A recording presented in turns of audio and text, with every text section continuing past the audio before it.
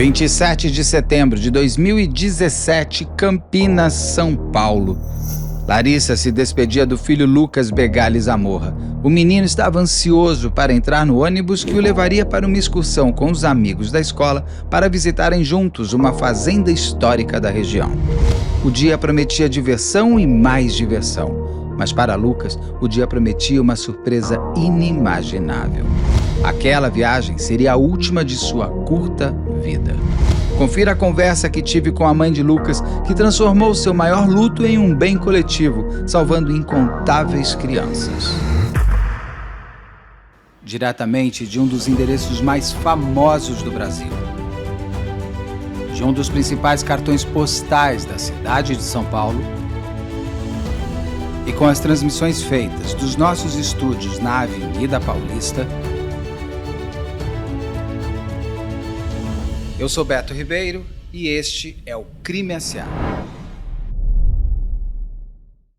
Olá, sejamos todos muito bem-vindos. Por favor, não deixe de se inscrever, curtir, compartilhar, ligar sininho, marque nas suas mídias sociais, nos marque a todos nas mídias sociais. Se puder, seja membro, se não puder, tá tudo certo. Deixe venha comigo até o final desta conversa que eu vou ter com a Alessandra, mãe do Lucas, que a gente se conheceu na Live do Milhão. Eu estava chegando aqui para ir para o cinema lá. Daí você veio falar, oi, tudo bem? Daí você me contou rapidamente sua história. E nesse rapidamente eu fiquei bastante impactado, porque é uma coisa que eu tenho percebido muito quando eu converso com mães e pais de vítimas, o quanto que é um divisor de águas na tua vida, naquele momento que você vai deixar de ser quem você era. E você tem a oportunidade de fazer daquela dor algo maior para a sociedade, que foi o que você fez.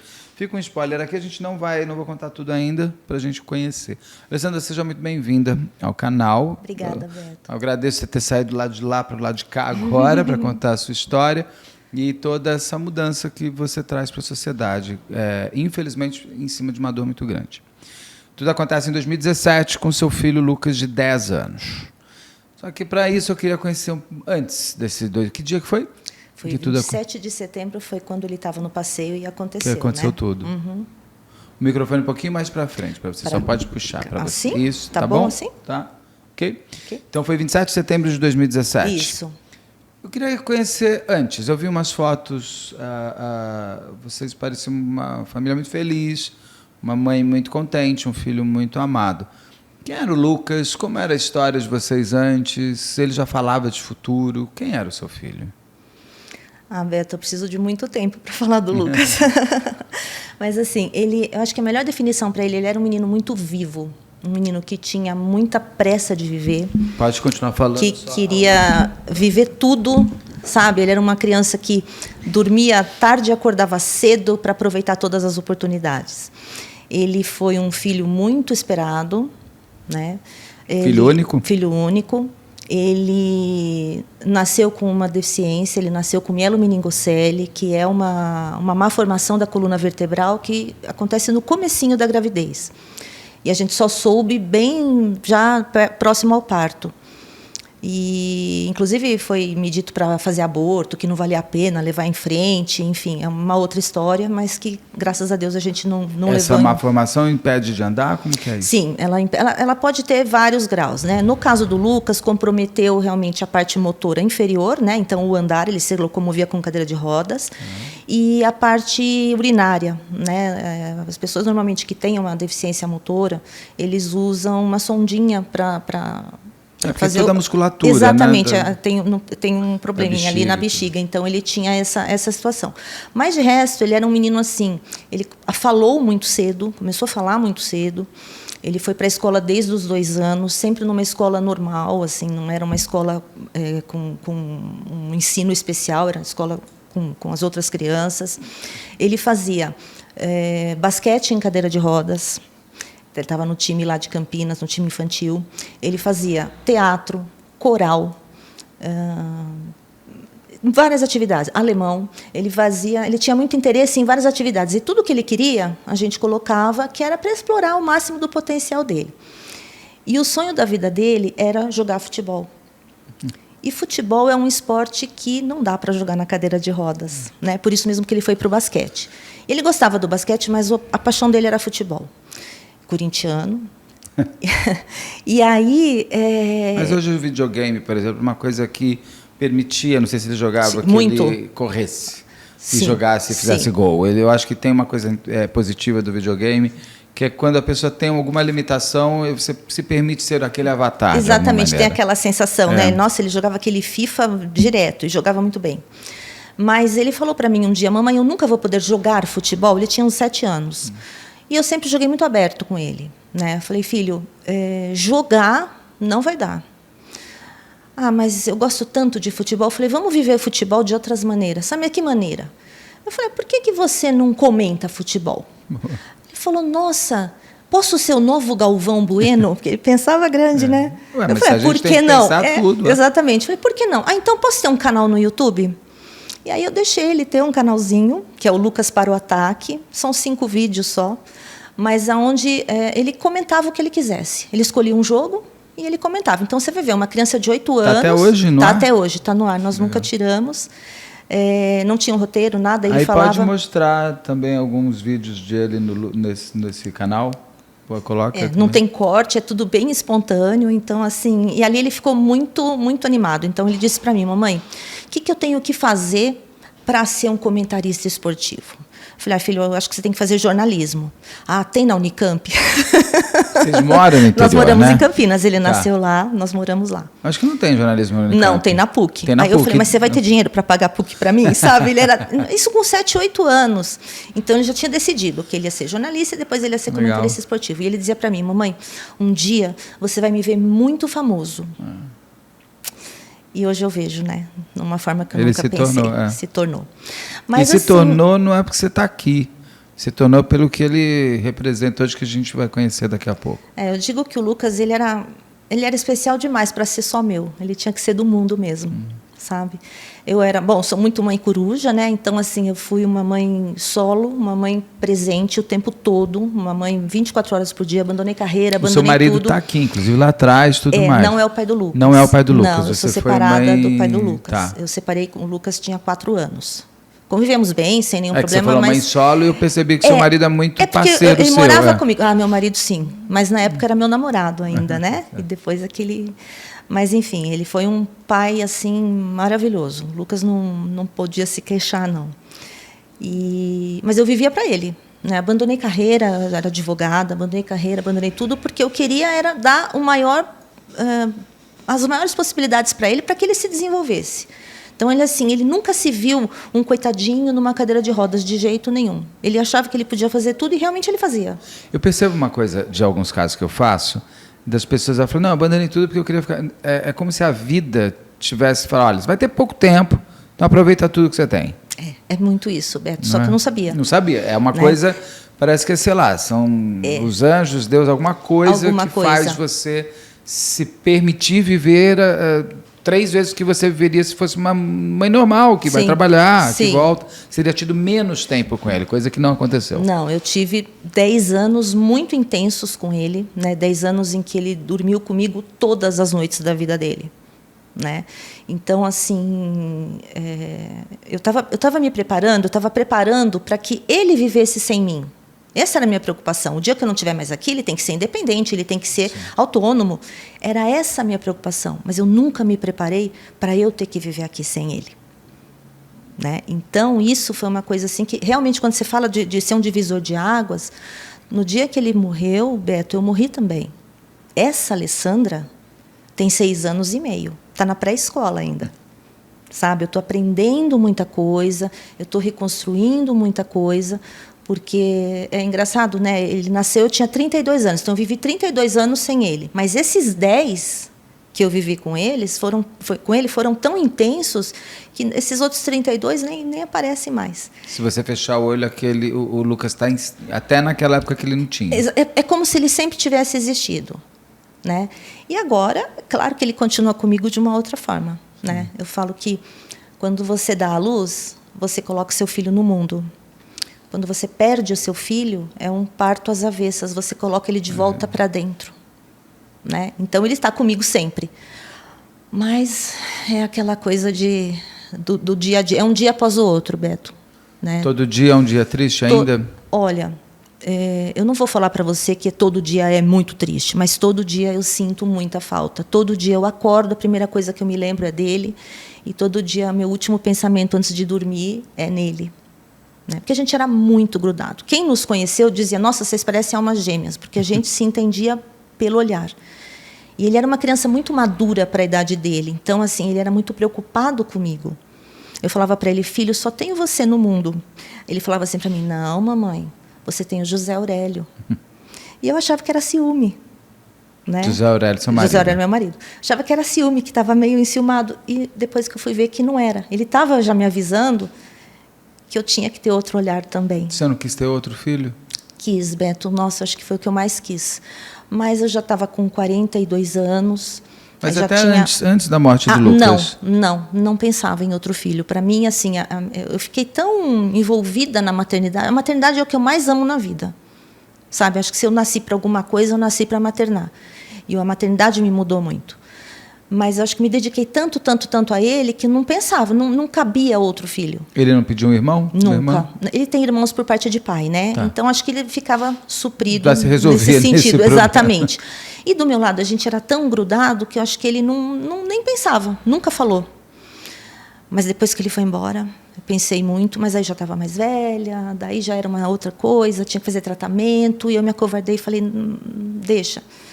Né? Eu sempre vou ser a mãe dele. Adotar? Ainda não senti no coração.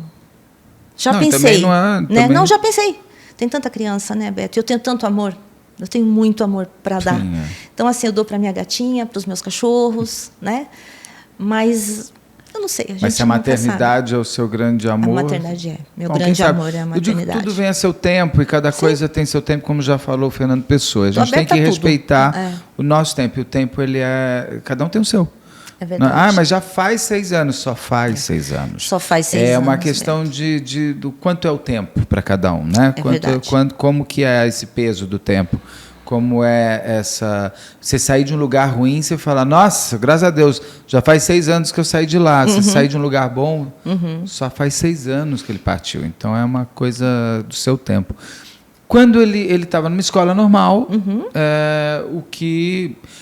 Você me falou que ele tinha uma deficiência física. Sim. Não, mental. Nada, mental, nada. Tanto que ele fazia alemão. Sim. Alemão. Bom, você fazer Adorava alemão. Para você falar alemão, você tem que ser um gênio.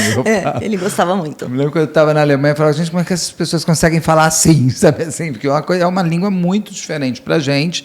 Né? Se ainda fosse, sei lá, francês, espanhol, você está mais perto, mais italiano, da nossa língua alemão, latina. Tocava violão, ele fazia aula de violão. Então, você vê que ele tinha interesse em todas as áreas. Línguas, música, teatro, né, que era a parte de artes. Ele tinha esses interesses. O esporte, sempre. Vocês acharam o canal do Lucas? Tá, mas se achar um pedaço, só para eu pôr ele aqui, para eu conhecer ele também, só um pedaço de algum vídeo dele, só para a gente ver junto aqui. E aí ele está nessa escola. Isso. Normal. E o que acontece? Como foi?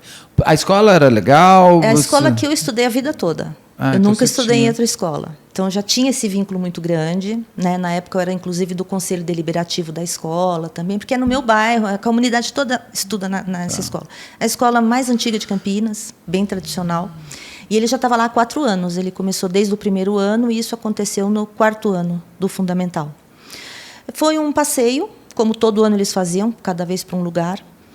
E esse era um passeio numa fazenda histórica, de café, um passeio muito legal. Ali tem várias. Né? E o Lucas sempre foi nos passeios, como eu te falei, todos. Nesse eu falei, não, você não vai. Fui lá para março, que começaram com a história do passeio, eu falei, não, você não vai. Mas como eu não vou? Eu falei, não, filho, fazenda, a acessibilidade deve ser ruim, não vale a pena. Passei o ano falando que ele não ia, e ele todo dia. Tem certeza que eu não vou? Todo dia. Foram 1 ano falando, Beto. Quando chegou na semana do passeio, eu não aguentava. Eu falei, tá bom, vai, você vai no passeio. Nossa, ele dava pulo dessa altura, né? Ainda falou para o meu pai, nossa, eu não sei o que seria da minha vida se a minha mãe não tivesse me deixado ir nesse passeio.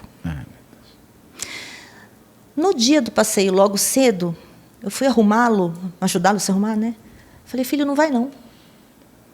Como não vou não? Meu pai já pagou. Eu falei, não, eu sei, a gente devolve o dinheiro para o seu pai. Mas não vai não, vamos ter um dia de mãe e filho? A gente vai para o cinema, sei lá, você escolhe. Vamos para o cinema, vamos para o McDonald's. Mas não vai no passeio, não. Ai, mamãe, mas eu estou esperando isso o ano todo. Vamos fazer assim? Eu vou para o passeio, na volta, quando você me pegar, a gente vai para o McDonald's. E o cinema a gente vai no fim de semana. Eu falei, tá. Que dia de semana era isso? Era uma quarta-feira. Eu falei, tá, mas eu não sei, eu não estava contente, eu não estava sossegada com esse passeio. Mas, enfim, ele estava muito eufórico. E aí, no trajeto da minha casa até a escola, que dá o quê? 10 minutos, eu fui contando toda a história da vida dele. Beto, não sei por quê. Coisas que ele nunca soube. Tipo? Quando ele nasceu, quando ele foi diagnosticado com a mielomeningocele, o que o médico falou, que era para eu tirá-lo. E eu, né, naquele medo, pensei. Ele falou, você pensou em me tirar, mamãe? Eu falei, pensei, filho. Pensei porque eu tive medo. Mas depois eu entendi que tinha que ser. Né? Então, você tem que entender que você é muito amado por mim e por Deus, porque Ele permitiu que você viesse, e você viesse esse menino maravilhoso que todo mundo ama. E essa é uma história que eu nunca queria que ele soubesse, eu achei que ele não precisava. E aquele dia eu não sei porquê, eu estava dirigindo e fui contando para ele. E ele fez 1000 perguntas sobre isso e tal, e como era e como não era, e como ele podia ter sido, e o que eu achava, e se eu tinha ficado muito feliz do jeito que ele era. Então, assim, a gente tinha muito essa coisa de eu amo, um para o outro toda hora, todo dia. A última frase dele, todas as noites antes de dormir, era não esquece que eu te amo. Todo dia. Era a última frase dele. Então, eu deixei na escola, no passeio, deixei ele no ônibus, na verdade, na porta do ônibus, o funcionário carregou até lá, né, fechou a cadeira, guardou a cadeira, pôs ele no ônibus, daí o funcionário voltou e falou, olha, o Lucas está te chamando. Eu entrei no ônibus, e ele falou, queria que você visse, olha, eu estou sentado aqui nesse banco para você ver a janela para me dar tchau, então você já sabe, fica do lado lá. Sabe, ele era muito assim, estava sempre atento a tudo. Olha, esse é meu amigo, não me lembro mais o nome do menino, esse é meu amigo, ele que é meu companheiro de ônibus, tá. Falei, olha, vai bem preparado para quando você voltar, você me contar tudo, que eu quero saber tudo desse passeio, porque eles não gostam de ficar contando muito, né? Falei, você pode ir bem preparado que você vai me contar tudo. E tá, um beijo, te amo, tal, desci do ônibus. E a minha última visão dele vivo é a mãozinha, porque ele não ficava de pé, então ele não conseguia vê-lo, só via aqui e a mãozinha abanando na janela. É a última coisa, a última visão que eu tenho. Pela manhã? Pela manhã, isso era umas 7 da manhã. Ele teria que voltar a que horas? Às 5 da tarde, entre 5 e 5 e meia, que a gente pegaria ele na porta da escola, né? E aí, quando foi 2 horas da tarde... um pouco mais, Beto, umas 3h30 da tarde, umas 3h30. Eu estava trabalhando, eu estava fazendo um curso, então tinha que entregar um trabalho, eu estava com prazo. E toca o telefone, era da escola. Eu gelei. Até as 3 horas da tarde, você estava com alguma coisa? Eu estava tão ocupada com esse prazo desse trabalho que eu tinha realmente que entregar, que eu até achei bom que eu não teria... porque ele estudava de manhã, então eu teria o dia inteiro e não um meio período só para resolver isso, que eu precisava entregar... Assim, era na quarta, eu tinha que entregar na sexta-feira, né? Então, eu tinha que terminar. E, assim, eu estava ali, estava envolvida, mas, assim, eu percebia que o trabalho não estava rendendo, mas também não sabia por quê, sabe? Estava ali. Mas, quando tocou o telefone e eu vi o nome do colégio no tal escola chamando, eu nem sei te falar, eu já senti, falei, aconteceu alguma coisa. E aí foi quando me disseram que tinha havido um probleminha, que ele tinha se engasgado e que tinha... Engasgado com o quê? Na hora eles não me falaram. Só me falaram que ele tinha engasgado e que eu precisava ir até o hospital. Eu fiquei sem entender como é que era esse engasgo, né? O que tinha acontecido de fato, porque eles não me deram nenhum... Assim, um probleminha. Sempre foi muito minimizado. A escola sempre minimizou. Seu filhinho teve um probleminha. Isso. Eu não sei porque as pessoas usam diminutivo. É horrível. Devia ser proibido por lei. Eu também acho. É insuportável. É aviltante. Até porque não foi um probleminha. Não, foi um problemão. Do maior que eu podia enfrentar. E aí o diretor e uma coordenadora foram me buscar em casa para me levar. Até meu pai foi comigo. Me levaram para Limeira, que ele estava em Limeira. E eu tinha certeza que ele tinha morrido e eles não estavam me falando. Eu falava... Ele já tinha morrido? Não, mas na minha cabeça tinha. Eu falei, ele morreu, vocês não estão me falando. Ele morreu, vocês não estão me falando. Não morreu. Bom, cheguei, acho que Campinas Limeira é pertinho, mas para mim parece que demorou o dia inteiro para chegar. Quando eu cheguei no hospital, a primeira coisa que eu vi foi a cadeira de rodas e a roupa dele. Eu falei, nossa, foi grave mesmo. Porque o Lucas sem a cadeira. E a roupa, né? E a roupa. Quando eu cheguei, que eu entrei ali ele já estava numa sala, não era uma UTI, era uma semi-UTI, não sei, que eu olhei. Eu falei para a médica, esse não é meu filho. Ela pegou o prontuário, é Lucas? Eu falei, não, você não entendeu. Esse é o corpo do meu filho não está mais aqui. E a médica começou a chorar. Eu senti que ele não estava ali. Ele estava respirando, Beto, mas só estava respirando. Sabe, ainda mexi nos olhinhos, não respondia. Aí ele foi transferido para um outro hospital. O quadro dele era o quê? Ele tinha um quadro de parada cardiorrespiratória e algumas suspeitas já de morte cerebral. Mas até então eu não sabia.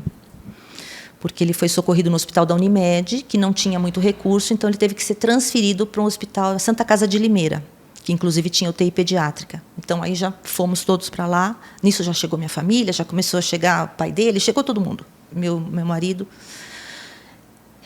E aí, quando chegou lá em Limeira, começa a conversar com o médico e tal.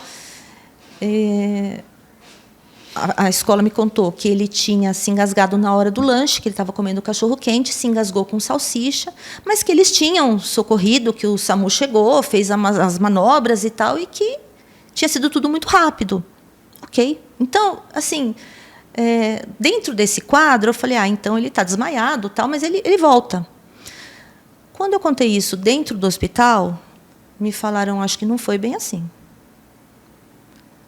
O quadro que ele tem é de que ficou muito mais tempo.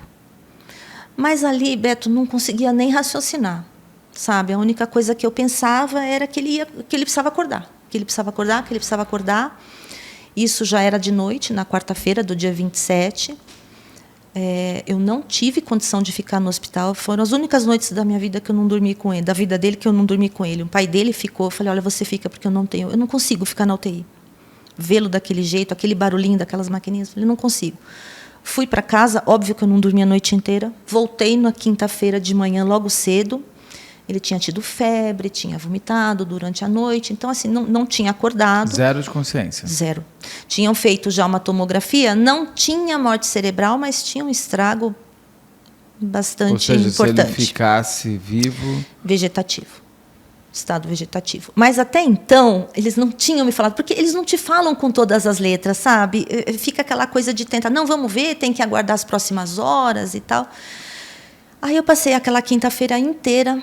E você ainda sem entender direito o que aconteceu na sem escola? Entender. Você não estava preocupada em saber? Não, até porque eu sei que o passeio foi até o final, estava cheio de foto na internet das professoras, postando fotos com da ele? internet. Não, fotos deles lá no passeio, porque o passeio continuou. Entendi. Sério? O Lucas, ele tem um engasgo Sim. que vai levar ele à morte. Isso. E o passeio continua? Continua, Beto, até o fim do dia. Eles voltaram mais de 6 horas da tarde, porque o que aconteceu com o Lucas atrasou um pouco, né? Então o passeio continuou. E uma das pessoas que estava no passeio, que era uma das responsáveis, postou até fotos da fazenda e o meu filho agonizando no hospital. É lógico que eu só soube isso depois, mas isso já estava rolando. Essa pessoa pediu desculpa, tem noção? Não, porque às vezes também numa coisa assim, as pessoas ficam meio atordoadas. Sim, com certeza. E você continua aquela coisa, a pessoa leva... Isso aconteceu na TAM aqui, quando caiu em São Paulo. A primeira vítima é uma pessoa que está passando de carro na 23 e a roda bate, a mulher sangrando, porque ela chega em casa e fica parada, porque a sua cabeça muitas vezes não trabalha claro. Dentro da realidade, ela te busca inclusive para você continuar vivo. Então não sei, de repente essa pessoa, ela pode ter tido muitas horas depois, ela poderia já ter caído a ficha. Sim. Mas eles ligavam pelo menos para saber como estava o Lucas, ou também nem a preocupação existiu de quem lá no passeio estava? Não, eles foram no hospital, acho que o diretor da escola foi. Não, mas o diretor não estava no passeio. Não, quem estava no passeio sumiu. E o diretor não mandou parar a festa? Foi até o final o passeio. Inclusive, depois eu soube, né, pelas mães, que quando chegaram do passeio, as crianças desceram do ônibus falando para os pais. Você não sabe, o Lucas teve um problema, o Lucas foi para o hospital, a ambulância os pais levou. Não sabiam também, ninguém sabia. E aí começou aquele alvoroço dos pais, e alguém lá, que eu não sei quem é, falou que ele tinha brincado muito e tinha passado mal. Que estava muito calor e ele tinha passado mal. Alguém dos adultos? Alguém dos adultos. Eu não sei quem foi, é aquilo que eu falo. Eu não estava lá. Nossa, e aí começa aquela, né, vem um monte de histórias. Aí começou a correr um áudio em grupos de mães, que isso foi tudo parar na minha irmã. né? Eu estava totalmente isolada, nem no celular eu atendia. Mas um grupo de mães falando, uma pessoa da agência de turismo que estava tomando conta do passeio, falando que o menino era muito doente, tinha síndrome de Down, imagina. Tinha mesmo síndrome se de... Não, para você ver. Então, que ele tinha passado mal, mas era por causa desse negócio, que ele tinha um problema na cabeça, e aí ele foi... Sabe? Então, assim, isso foi parar na minha irmã em Jundiaí. Olha como as coisas são. E aí começou meu telefone tocando, tal, mas eu já nem atendia. E aí passou a quinta-feira toda, eu entrava e saía da UTI, porque eu ficava olhando ele ali. O diretor da escola continuou indo todo dia? Não, foi só um dia que ele ficou, né? Ele já morreu 2 dias depois, ele já morreu. Não foi. A escola, eles foram, se eu não me engano, eles foram no hospital no dia que ele morreu só. No dia que ele entra no hospital, vai o diretor te leva? Me levou. E lá ele foi embora, nem vi para onde ele foi. Eu acho que ele nem foi, me deixou no hospital da Unimed, lá, conversou e tal. A escola não deixou ninguém não.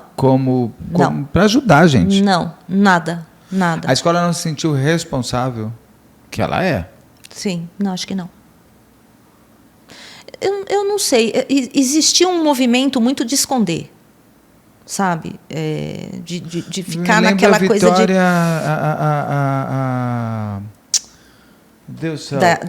Da escola também. Escola. Menina que foi assassinada, né? Peraí, não, agora eu vou falar o nome inteiro. Era lá. Eu não me lembro o nome também. Nataline. Isso, Nataline. Pois é. Não, eu senti isso, que a escola ficou com medo Nataline, e assim, ele se... O pai luta até hoje. O caso da Vitória Nataline, ela foi assassinada. E a escola fez de tudo para existe que parecesse que ela, na verdade, foi uma morte natural. Foi uma fatalidade. Foi um incidente, foi um acidente, né? E assim... então não tinha mais ninguém da escola. Nem te ligavam, nem a professora que estava... Sumiu, só vi ela no enterro. A professora que estava ali como responsável, porque ela é responsável, é a adulta responsável. Sim. Ela não ligou, não foi lá, só no enterro. Nada. Bonito para gente. Né? Eu sempre digo que eu ouço todo mundo, mas assim, eu fico impressionado como uma professora, um professor...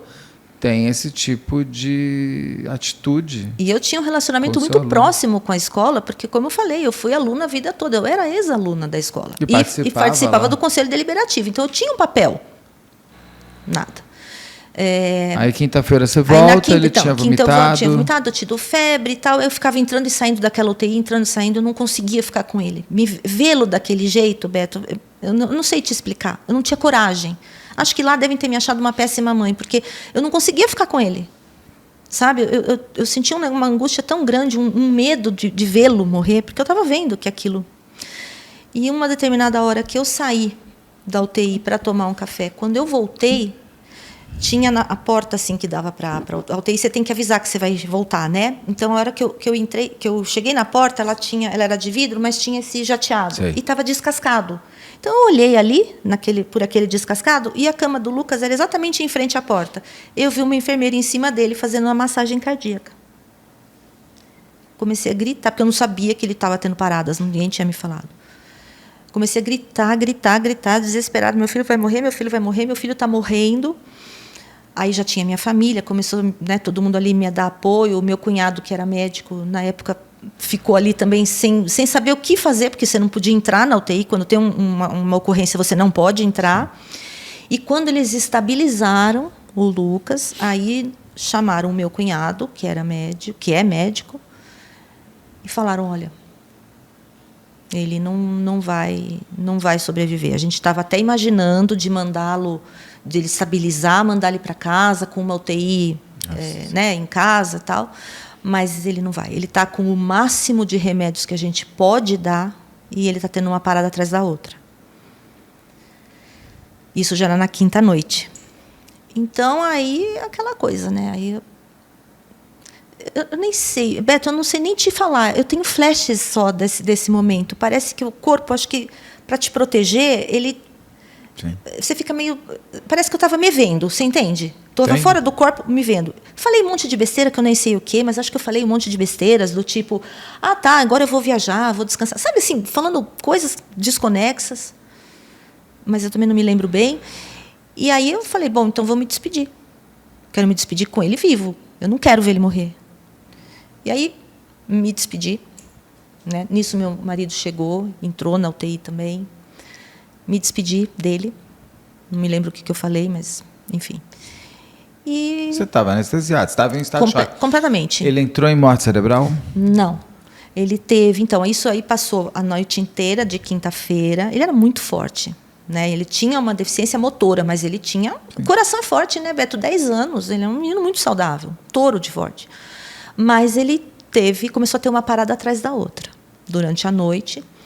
E quando foi às 15 para as 11 da manhã, ele teve uma parada, começaram a reanimá-lo por 40 minutos, e aí o meu cunhado, que estava ali, e o pai dele, falaram para parar.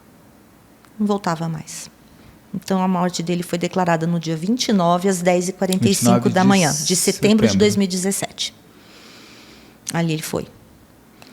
Então não deu nem para fazer transplante, não, doar, por causa da nada. Quantidade de remédios que ele tinha. Sim. Eu não sei te falar quais, mas é tudo você imagina. Porque aí começa o rim para, não sei o que para, sabe? Começa a dar uma série, começa a falência múltipla, sim, né? Nem isso eu pude, nem isso. Gostaria muito de ter podido doar, mas não foi possível, né? Para ele poder estar um pouco vivo. Um pouco vivo, por né? Aí, né? Exatamente. Bom, aí começa aquela parte horrorosa, né? Eu falei, não vou ao velório. Não vou, eu não quero ver. Eu tinha muito medo de vê-lo morto. Sabe? Eu tinha medo, Beto, um medo. Eu falei, não vou. Passei a sexta-feira toda falando que não ia. O hospital demorou para liberar, porque como foi considerado morte suspeita. Ele foi para o IML. Né? E aí lá no IML acharam salsicha na traqueia e nos pulmões. Não sei em que lado, qual pulmão, mas tinha salsicha. Então, aí, eu, que ainda estava anestesiada, não tinha me ligado, mas meu cunhado, minha irmã, meu marido já estavam entendendo que a história não tinha sido exatamente a que tinham nos contado. Bom, então, como foi para a IML, demorou muito. E tem que ir.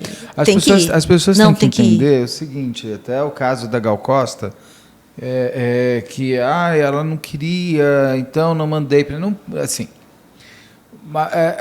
tem que ir, porque você não sabe o que aconteceu. Você precisa ter a garantia de que aquela pessoa, por respeito a quem partiu, morreu de forma de acidente natural. Sim. Ou assassinada. Uhum. E isso quem vai te contar vai primeiro para o SVO, que é o Serviço de Verificação de Óbito, que atesta que aquilo é uma morte natural ou não.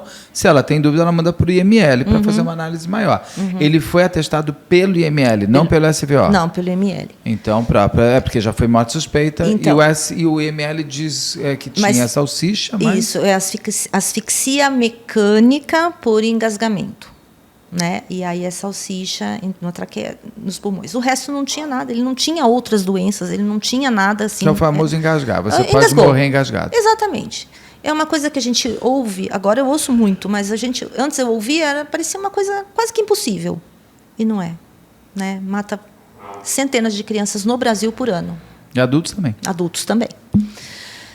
E eu não sei, lá na hora que falaram que ele precisava ir para o IML, era o meu cunhado, que estava meu cunhado e o pai do Lucas. E tinha alguém da escola que eu não sei quem é. E começou a falar para o meu cunhado, não leva para o IML, não, imagina, é muito traumático. Traumático o quê? E o meu cunhado é médico. Pois é, o meu cunhado, que é médico, ele era padrinho do Lucas, amava meu filho, ama meu filho até hoje. Ele também estava meio em choque. E ele até pensou, acho que não vou deixar. Nisso chegou um amigo nosso policial. E tem uma coisa, você nem pode deixar ou não. Isso, o hospital passou e acabou. Exatamente. É o Henri Borel que eu diga. Então. O Jairinho tentou muito não fazer ele para ML.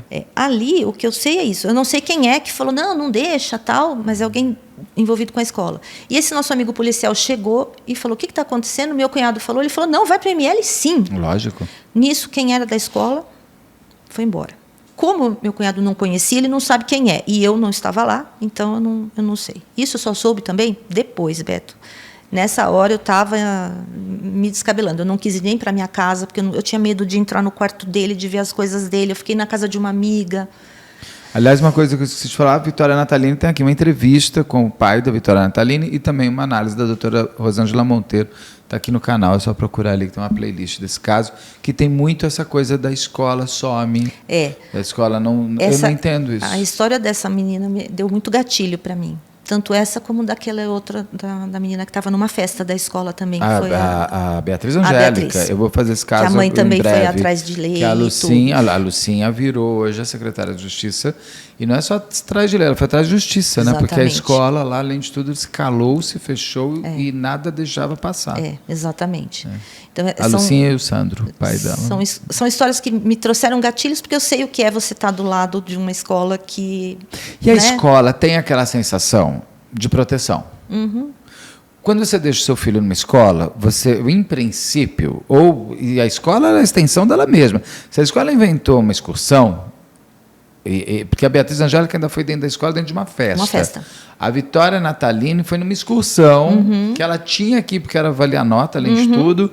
E a ausência do cuidado da escola é criminosa, porque você, afinal de contas, você é responsável por aquela criança ou aquele adolescente, né? Exatamente. E para os pais, você está em paz, claro, porque ela está com a escola. Sim. Né? E eu fui assim, eu era sempre aquela que ia na escola perguntar, mas como é que vai ser o passeio? Era a minha preocupação a acessibilidade, né? Então, mas quem vai? Mas não, vai ter um monitor só para ele.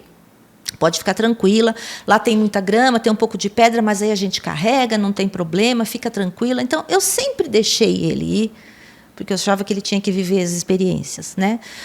Mas eu tinha sempre medo, assim, sabe? Ai, mas e a estrada? É perigosa? Ai, o ônibus? Será que está tudo certinho? Será que o motorista está descansado? Isso me preocupava. Eu não me preocupava com uma coisa interna. Pelo que você conta do Lucas, você ia passar um dia a síndrome do ninho vazio, porque do jeito que ele parece ser, pelo que você me fala, muito, ele ia embora uma hora. Ele ia ter a vida dele, ele ia querer ser independente, ele não ia querer ser filhinho da mamãe. Não, ali. Eu não queria que ele fosse. A limitação física dele não limitaria para a vida. Exatamente. Então, por mais que você se preocupasse agora, que era o seu dever, um dia ele vai falar, eu vou e eu me viro lá. Ele ia viajar, com certeza. Exatamente. Era isso que eu estava querendo. Ele ia sozinho. Sim. Ia sozinho. Ele era muito independente. E ele já estava sendo preparado para isso tudo. Aí a escola não quer, a pessoa da escola não quer que vá para a ML e vai para a ML.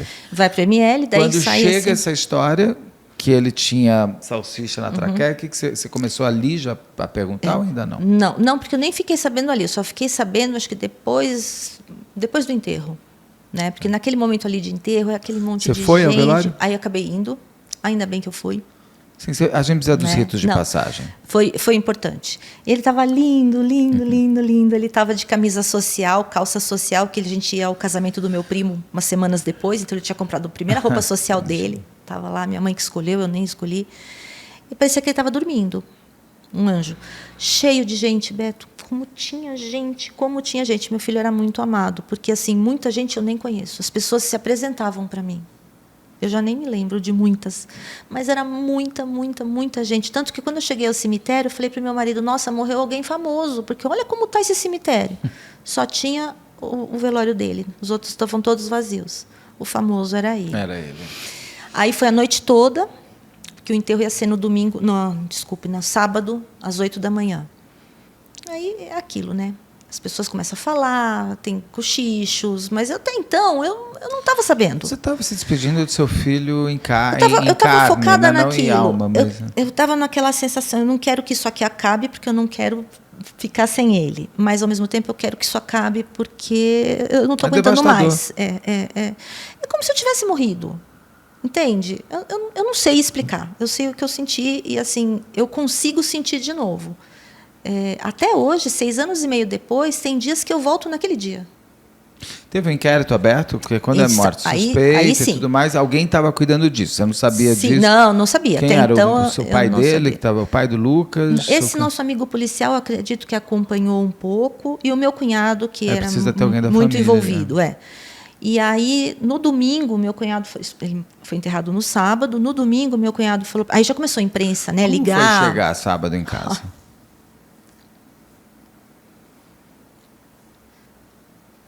Não sei. Eu nem sei. Eu só gritava.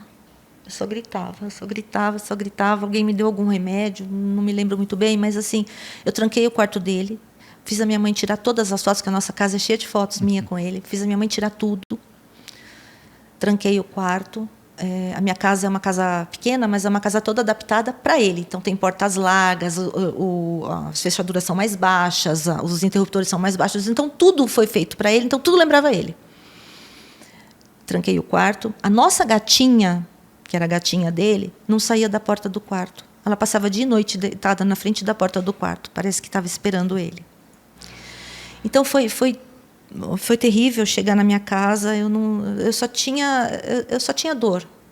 Eu era dor. Eu era dor, mais nada. Porque era definitivo. Porque daí não tinha jeito. Aí cai a ficha, né? Você ia para o hospital e voltava com a esperança de um milagre, a esperança de ele voltar como voltasse. Mas você tinha esperança de ver aquele quarto cheio ainda. E existia aquela coisa de, não, ele foi socorrido rápido, então não foi tão devastador.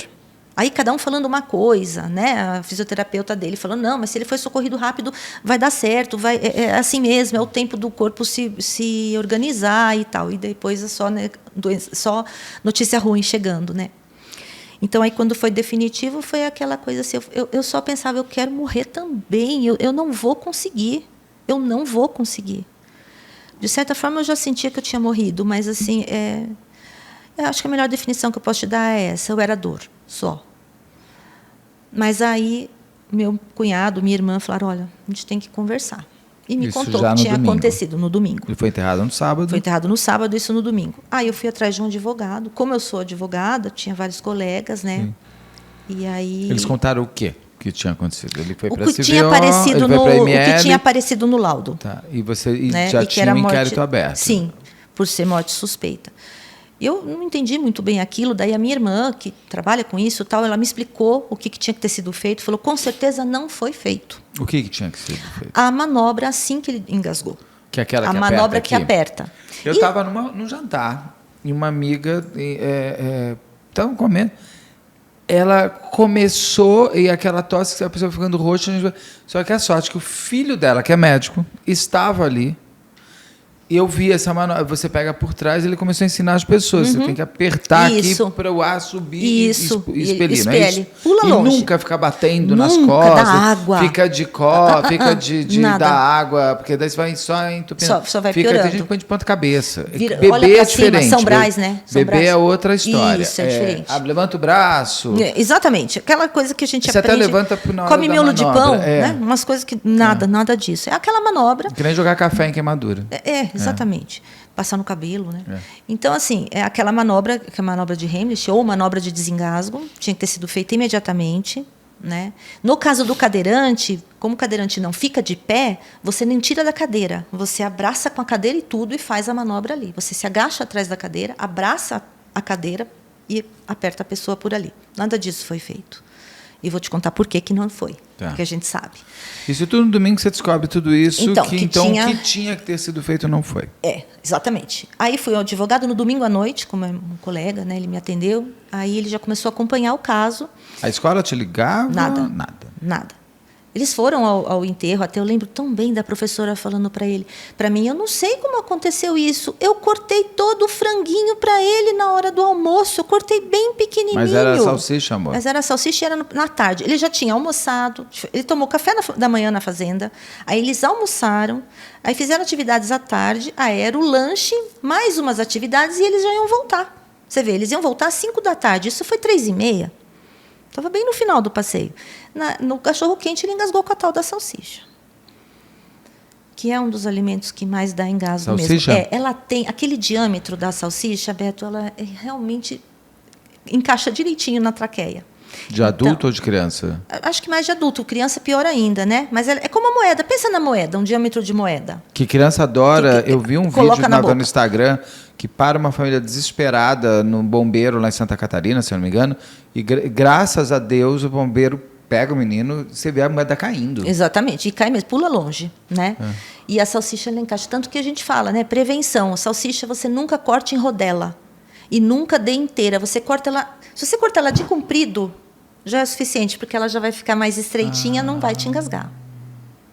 Entende? A caneta Bic tem aquele furinho na ponta justamente por causa de engasgo. Se uma criança engolir, o ar passa naquele furinho, mas já é algum ar, já é suficiente. Porque a salsicha, ela... ela é maçuda, ela é compacta, ela gruda. Ela vira exatamente, ela faz um tampão, exatamente. Nossa, eu nunca mais vou comer cachorro quente normal. Eu fiquei anos sem comer. Acho que esse ano que eu voltei. Come? Eu tive uma vontade, não sei te explicar. Da salsicha, né? Exato, a culpa não é da salsicha, a culpa... E ele gostava de cachorro quente? Ele amava salsicha, Beto. Era o que ele mais gostava de comer. Você tem é uma que comer coisa que é incrível, também, sabe? Você fala, mas não é possível. Seria cômico se não fosse trágico, porque era a comida preferida dele. Eu imagino ele comendo. Ele estava no segundo cachorro-quente, depois o amiguinho me falou. Lembro, mais jovem, lá na década de 90, chegou a lançar a mini salsicha para criança. Será que era um pouco por isso também? Porque era uma salsichinha bem pequenininha, mas parou, né? Porque eu acho que não vendeu tanto. Eu não vejo. A gente vê essa salsicha comum. E assim, normalmente você vai em hotel, aquele café da manhã, é sempre a salsicha em rodela. Aquilo é muito errado. A rodela você está com ela prontinha para ela entalar. Então, corte de comprido. Né? Se for para criança, ainda pica, entendeu? E mastiga. Mas assim, a gente sabe como é que é criança, né? Você fala comendo, por mais que você ensine em casa. Ainda mais que é com pão, geralmente, então você mastiga, às vezes não mastigou a salsicha. E num passeio, você sabe, eles estão naquela bagunça, naquela euforia, começa a dar risada. Eu imagino, né? Eu consigo imaginar. Mas aí começaram os depoimentos, né? Na polícia, inclusive o meu. E aí, nos depoimentos, é que a gente foi vendo, primeiro, as contradições, né? E segundo... que tipo de contradição? Assim, um falava que foi ele que olhou, o outro foi o outro que achou, o outro foi ele que viu, o outro não viu. Mas ele estava numa coisa com criança. Sim. Ele tem uma cadeira de rodas, Sim. O que impossibilita ele de sair com uma salsicha correndo para um lugar e esconder atrás de uma árvore. Não é tão simples assim para ele. O que as crianças contam, eram mesas de 4 crianças, o que as crianças contam é que ele estava comendo... E alguém foi buscar um suco. Um amiguinho foi buscar o suco. Quando o amiguinho voltou, ele já estava engasgado.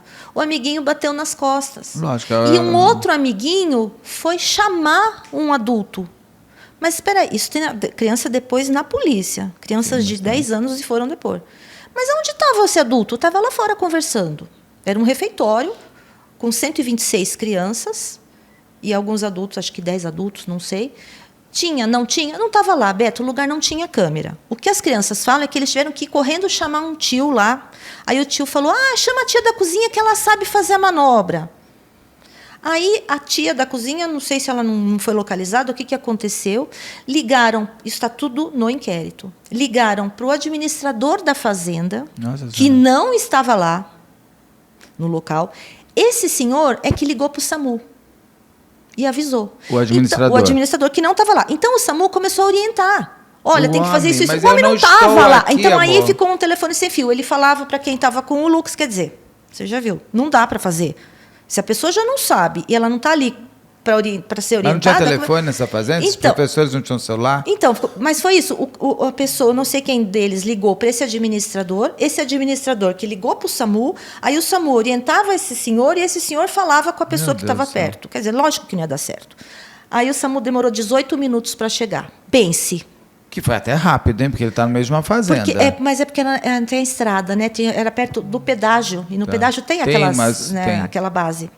Mas assim, eu digo 18 minutos é muito tempo para quem está sofrendo. Não, para quem está... Porque aí mas que acontece? Mas a chegada não é um tempo também. Eu já fiz caso aqui que o SAMU demorou 1 hora para chegar. Exatamente. E é um absurdo. Em São Paulo eu não sei exatamente, mas são 50 e tantos minutos a média de chegar uma ambulância. Por isso que você não pode ficar contando com a sorte, né? Mas ele teve essa... O que aconteceu foi o seguinte, como o engasgo... Tem vários tipos de engasgo, né? Tem aquele engasgo que você só tosse, né, dá aquela coceira na garganta, você começa a tossir e você mesmo resolve. E tem o engasgo completo, que é quando você para de respirar. Você não consegue nem pedir você não socorro, fala né? nada, não fala. Tanto que uma criança disse que parecia que ele estava fazendo careta, brincando. Aí o que acontece? Ele teve esse engasgo total, né? Ele parou, ficou roxo e tal.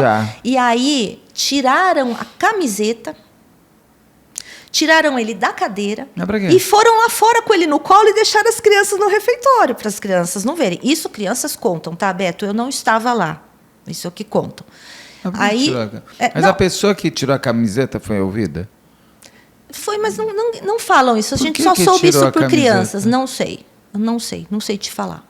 Eu só sei que isso é o que as crianças contaram. Que ele estava sem camiseta e levaram ele lá para fora. Porque as crianças estavam no refeitório. Quando o SAMU... Aí ele deu o quê? Parada cardíaca. Porque parada respiratória, próximo passo, parada cardíaca. O que você faz com uma pessoa que está tendo parada cardíaca? Chão, manobra, a massagem cardíaca, ou a RCP. Só que o negócio que está parado aqui? Fica. Se a vítima de engasgo entra em parada, você vai tentando fazer a manobra. Se não consegue, ou se você não sabe fazer e a vítima entra em parada, você imediatamente tem que começar a ressuscitação. Lógico, chamar o socorro imediatamente. Mas como é que vai respirar se está um negócio parado ali? Você, às vezes, fazendo a própria manobra, sai. Né? Mas o que você precisa é manter o coração. Esse exercício que faz, que você aperta o diafragma, não é isso? Isso. E que expele, é quase também, porque você vai jogando o ar. O ar, exatamente. Vai saindo. E ali você tem que manter o quê? Foi o que aconteceu na Beca Console, o caso da Beca Console, que a mãe me conta que também tem aqui a entrevista dela, tem a entrevista com o advogado e tem o meu caso comentado, que como a mãe achou que a filha tinha caído, ela chama um homem na rua para ajudar ela a fazer massagem cardíaca, que ela achava que ela não tinha força. E quando ele começa a fazer, sai a sacola plástica do supermercado que o assassino colocou na garganta dela para sufocá-la. Para matar. Exatamente. Então, às vezes, na própria manobra acontece isso. E aí, o que você tem que se preocupar é manter o coração. Mesmo que você esteja com parada respiratória, a parada cardíaca não pode acontecer. Então, aí você tem que fazer... Você vai minimizando danos, primeiro volta a bater o coração, vai até a expelícia, vai voltar a respirar. Exatamente. Aí vai ver o que dano deu. Exatamente. Quantos minutos, mais ou menos, foi entre ele comer e começar a massagem cardíaca? Essa é a pergunta de $1 milhão. Mas que vocês, que o ML tenha dado, para ter dado todo esse dano. Não chegaram nesse. Não, inclusive a primeira coisa foi buscar câmeras, não tinha câmera no lugar, né? 2017. Então, ninguém sabia e também ninguém sabia informar, também se sabia não ia informar, né? Todos foram ouvidos, todos os profissionais da escola, os da agência de turismo, os da fazenda. E aí eu que vi, eu que socorri, não, eu não estava, foi chamar a fulana, sabe?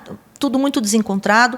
Alguns covardes começaram a botar culpa nele, como sempre acontece. Mas é porque ele era cadeirante, ele tinha um problema, ele tinha problema de fala, ele tinha problema de deglutição. Não sei de onde tiraram isso, porque não tinha, e sabiam que não tinha, mas começou muito esse tipo de depoimento começou a surgir. Né? Outros falavam, nossa, mas ele é um menino super esperto, um menino muito ativo, não acredito que isso aconteceu. Então, você vê as contradições, né? Enfim. E eu fui chamada. Né? Eu fui muitas vezes depor lá. E, claro que eu fui lá para falar como ele era, como ele estava, que ele não estava doente, muito pelo contrário, que ele estava em plenas condições. Juntei os vídeos do Lucas para o ataque, juntei as notas de escola, porque diziam que ele tinha muitos problemas. A nota mais baixa de escola dele era 8,5. Não é de quem tem tanto problema. Não, exatamente. Você entendeu? É aquela coisa da covardia. Mas quem falava, essas pessoas que estão chamando de covardes, elas eram o quê? Pessoas que estavam, inclusive, sim, que estavam no passeio. Lá. Exatamente. Professor, coordenador, eu já não me lembro quem fora. É quem, entendeu? Mas acho que por medo, eu até entendo, estava com medo. Eu não entendo, né? Não. Foi um longo caminho, Beto. Foi um longo caminho. Aí, então eu fui depor, fui uma vez, fui 2 vezes. Na terceira vez que eu fui, Beto, o delegado falou para mim, o que você quer com tudo isso? Eu estava com a minha advogada. Eu pensei, vou ser presa, mas não tem problema. Eu falei, o que eu quero? Eu quero que você não esteja sentado aqui onde eu estou e o seu filho não esteja lá onde está o meu. É isso que eu quero. Nossa. E ele? E ele parou. Não falou mais nada. Aí deixou eu falar tudo o que eu quis, porque eu falei tudo de novo. Eu contestei várias coisas que eu tinha lido nos outros depoimentos. E, bom, enfim, o inquérito demorou 3 anos. Que eu saiba, por lei são 30 dias, prorrogável 60. Ficava prorrogando, mais diligência, mais diligência. O promotor tem que permitir, não tem uma coisa assim? E teve um monte de problemas, porque assim, a promotora entrou em licença maternidade, daí é uma comarca pequena, era promotor substituto, ela ia uma vez por semana, e é isso que eu tinha advogado acompanhando. Eu ia lá toda hora conversar com a promotora, levava mais provas. Eu ia te falar como é que a gente sabe que ele não recebeu a massagem cardíaca, né? Então, assim, o SAMU, era o motorista e 2 funcionários do SAMU, da ambulância, que chegaram e disseram que o que eles viram, que cenário eles encontraram? O Lucas de bruços no colo de uma moça loira. Ele nem chegou a ter massagem cardíaca? Ninguém fez? Esse é o ponto-chave. Ele foi. Quando você está recebendo primeiros socorros, uma vítima em parada está recebendo primeiros socorros, ela está deitada e alguém está ali massageando. Sim, geralmente você chega como aconteceu no menino do Corinthians lá. Isso, o jogador que menina... o SAMU chega, ele está massageando Exatamente. a menina. Não. Você não para. O funcionário do SAMU, ele estava de bruços no colo de uma professora. Ou seja, ele morreu no colo dela. Aí, claro, o SAMU chegou, reanimou.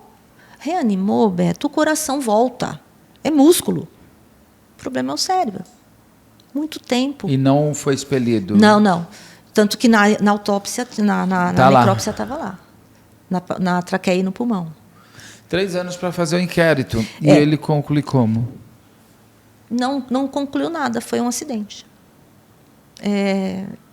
Eu fui muitas vezes falar com a promotora e falei, mas é crime, todos eles. É negligência, né? É omissão de socorro, é tudo. Eles me disseram que não dava para individualizar, que no direito criminal você tem que individualizar as condutas para poder incriminar. No caso, não tinha como individualizar quem fez o quê.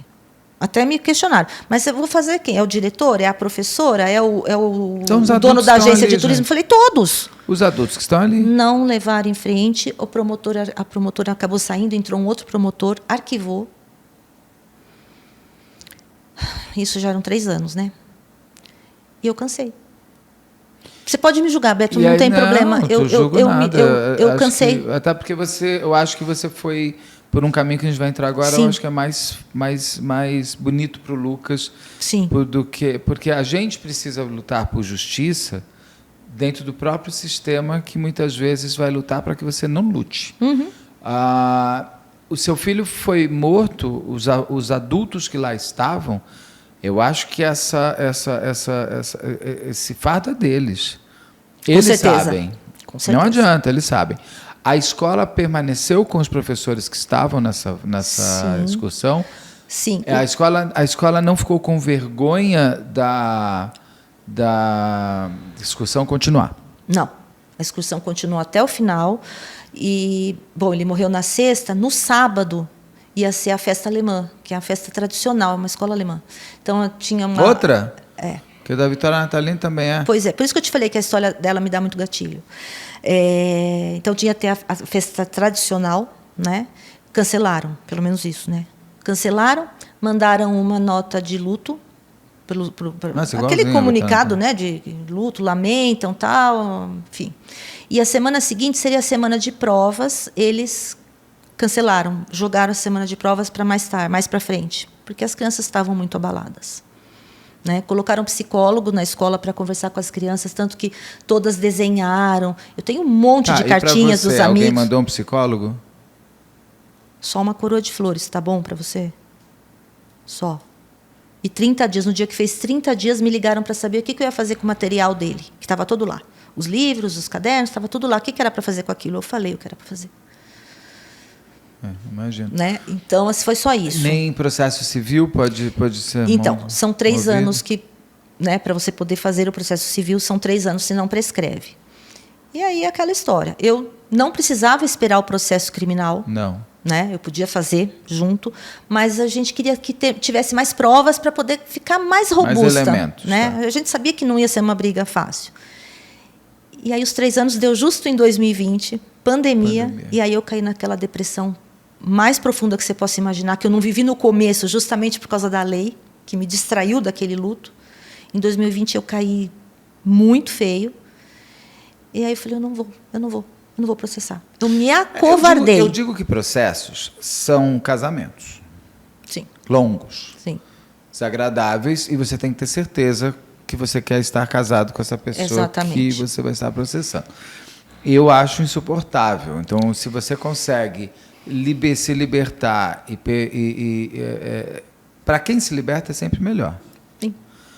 Porque é uma mácula nessa escola. Nem falo o nome dela, não, nada. Não falo nunca. Não me interessa também. Eu nunca Mas falo. eu digo, para a escola é uma vergonha, é uma tristeza. Eu sou esse aluno da escola, que eu estaria entendendo quem é, eu estaria com vergonha. Porque... Teve alguns amiguinhos que não quiseram voltar. Teve amigos dele que saíram. Eu sou esse pai e mãe, eu teria preocupação. De ter tido meu filho numa escola como essa. Eu vi alguns preocupados, alguns tirarem e outros...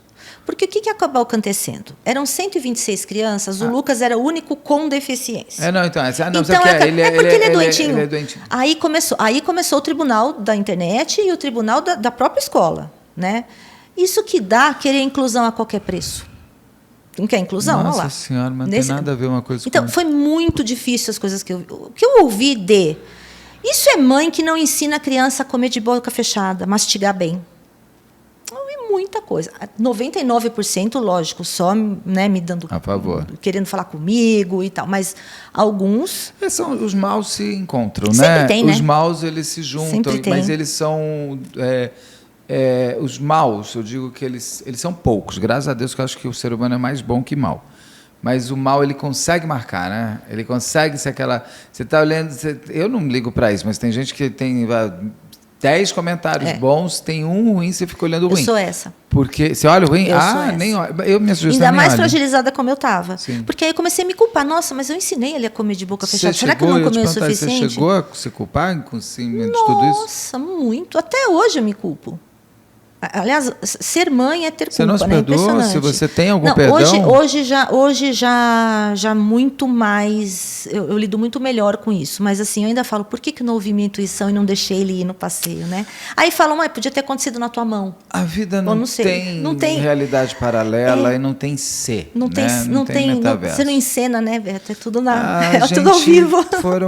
Eu falo, a vida é um plano de sequência sem corte. Sem corte. E sem segundo take. Então você assim, vai, né? E você vai. Só que dentro dessa vida de plano de sequência, você encabeça, em nome do Lucas, inclusive, algo que é muito bonito para a sociedade. Qual foi a ideia? O que é a Lei Lucas? Então, isso, na verdade, começou da minha irmã, né, que é da área da saúde, trabalha com primeiros socorros. Então, assim, de conscientizar as pessoas... Sua irmã trabalha com isso? Trabalha com isso. E ela viu um sobrinho morrendo pela ausência dos primeiros socorros. Tanto é que ela fala, se ele tivesse comigo, não tinha morrido. Não, imagina. Né? Mas, e estava ainda brincando. Exatamente. Né? Estaria com 16 anos. Não, ele teria terminado o passeio. Com certeza. Estaria fazendo... Porque passou, acabou. Sabe Deus o que ele ia fazer? Eu vi essa minha amiga, ela ia morrer. Todo mundo ficou assim, o menino vai, acabou, vida passou, normal. toma, volta pro vinho. Exatamente isso. É exatamente assim. Mas tem que ser rápido. Porque quanto tempo você fica sem respirar, Beto? Não me fala que eu começo a ficar ansioso. Você entendeu? Quando a gente mergulha, quanto tempo você consegue ficar? Tem coisas que eu não faço mais na minha vida. Então, uma delas é muito essa coisa, eu não quero. De ficar testando esse limite. Pra quê? Né? Então. E deve ser um desespero. Então, isso quando eu não penso... Não quero banheira. Assim, um negócio... sabe? Tem coisas que eu não preciso desse risco. Sei lá, não estou afim. Tem coisa que não vale a pena. Whitney Houston que me diga. É verdade. E aí, sua irmã... Isso, aí ela começou a pôr na internet, ela criou uma página no Facebook, na época era Facebook, Vai Lucas. Vai Lucas. E contou a história. Isso, o Lucas morreu no dia 29 de setembro, ela pôs a página no ar 4 de outubro, 3 ou 4 de outubro, contando a história. E em menos de 24 horas tinha mais de 5.000 seguidores e uns 200 relatos parecidos. De gente que se salvou porque fez a manobra e deu tudo certo. De gente que demorou um pouco a manobra e ficou alguma sequela, motora, mental, e alguns que também morreram. E ela veio me falar.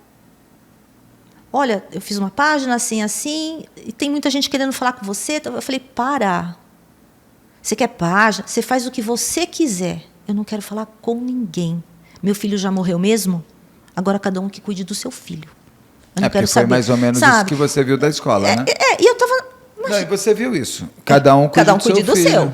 Entendeu? Então, assim, eu não quero saber. Pra que empatia se ninguém teve por mim? A gente tem um pouco essa primeira revolta. Eu tive essa primeira revolta. Eram 5 dias depois que ele tinha ido embora. Sabe? Eu não estava tudo essa página foi 5 dias depois? 5 dias depois. Ele morreu dia 29 de setembro, ela pôs a página no ar 4 de outubro. Você ainda 3, 4 de outubro. Não tinha nem sido a missa de 7º dia. Não, você ainda estava começando o inquérito. Beto, eu não lavava o cabelo, eu não escovava o dente.